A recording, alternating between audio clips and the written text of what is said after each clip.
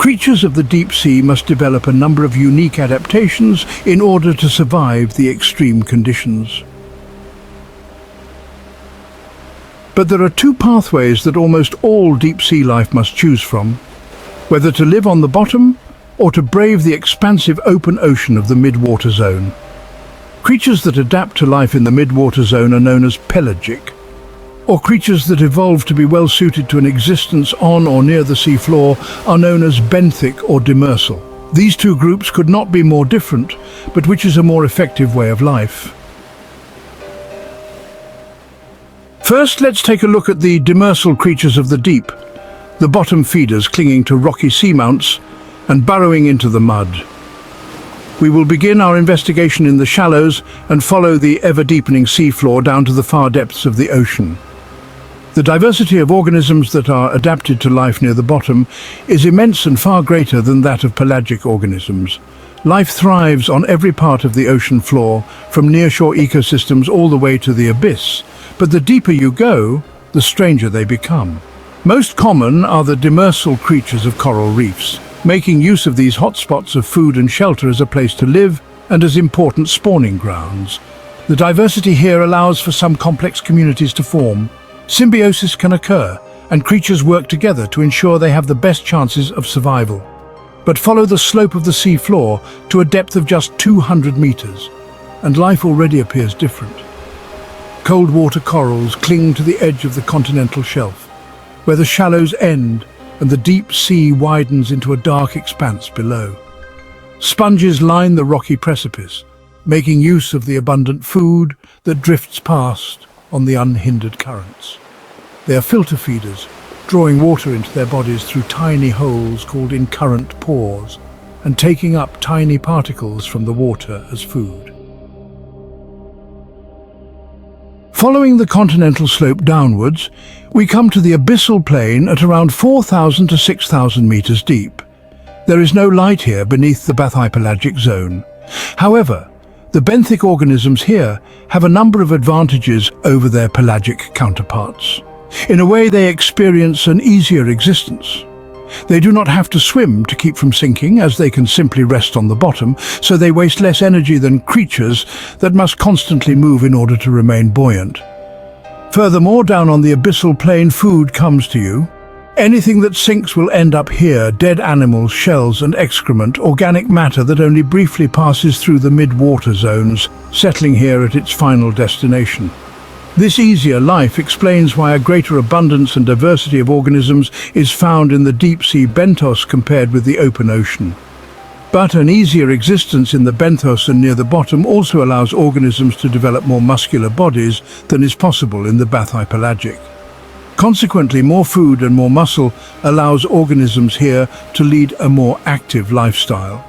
This is a huge advantage, as the bottom of the deep sea is a remarkably large habitat. It encompasses 80% of the seafloor and 60% of the surface of the Earth. An expanse of deep sediment and soft mud stretches across the ocean floor. Shrimps and worms burrow into the sediment where they live, heavily armored, for unlike their pelagic cousins, they can afford this extra protection, as staying afloat is not a problem. These burrowers are examples of Infauna, creatures that live within the sediment, while organisms that reside on top are called epifauna. Organisms here play an entirely different role in the deep sea ecosystem compared with pelagic life. Here they are decomposers, assimilating dead organic material into their biomass and thus providing nutrients to larger predators in the food web. In the process, they maintain the energy flow and cycle the sunken nutrients that would otherwise go to waste. Crinoids are abundant here as stalked filter-feeding echinoderms. They too help cycle nutrients through the ecosystem, but what's remarkable about these creatures is the fact that they are ancient, appearing in the fossil record as far back as the Ordovician period, 480 million years ago. Specimens found alive today do not appear vastly different from their ancestors, and this shows that the benthic zone of the ocean is a stable habitat wherein life is able to thrive. The diversity of fish found here is also a testament to this. Many of them appear to have an elongated body form, like the rat-tail fish, halosaurs, and chimera. This particular adaptation is thought to be so common because a longer body allows for a longer lateral line, which provides the fish with enhanced sensory perception. These are the lines seen running along the body of this chimera, a tool it uses to detect minute water motions caused by prey. Here, on the seafloor sediment of the abyssal plain, life is abundant but limited. There are many creatures that simply cannot survive here due to the absence of any solid surface to which they can attach themselves. But rising abruptly out of the seafloor, there are towering geological landforms formed by volcanic activity, undersea mountains known as seamounts. These are biological hotspots that support a dazzling array of marine life. The biological richness of seamounts is due to their shape. The steep slopes allow nutrients to be carried upwards from the abyssal plain below, causing an upwelling of food for creatures of all forms. Most common are the cold-water reefs, coral gardens that don't need to rely on sunlight for nutrients due to this supply of food from the deep. They can be found 6,000 meters or 20,000 feet deep and are well established, with some having been growing for 40,000 years or more on the rocky ridges. Seamounts provide the vital ingredients needed for a stable community to form, but they are not the only such places. At expansive brine pools, life clings to the edges. Mussels, crabs, and their predators rely on the production of nutrients from chemosynthetic bacteria, which convert dissolved chemicals in the brine, the deep sea equivalent to photosynthesis. Chemosynthesis also occurs at hydrothermal vents, another island of productivity for benthic life to thrive. The vents are found on rocky surfaces where new ocean floor is being formed by seafloor spreading.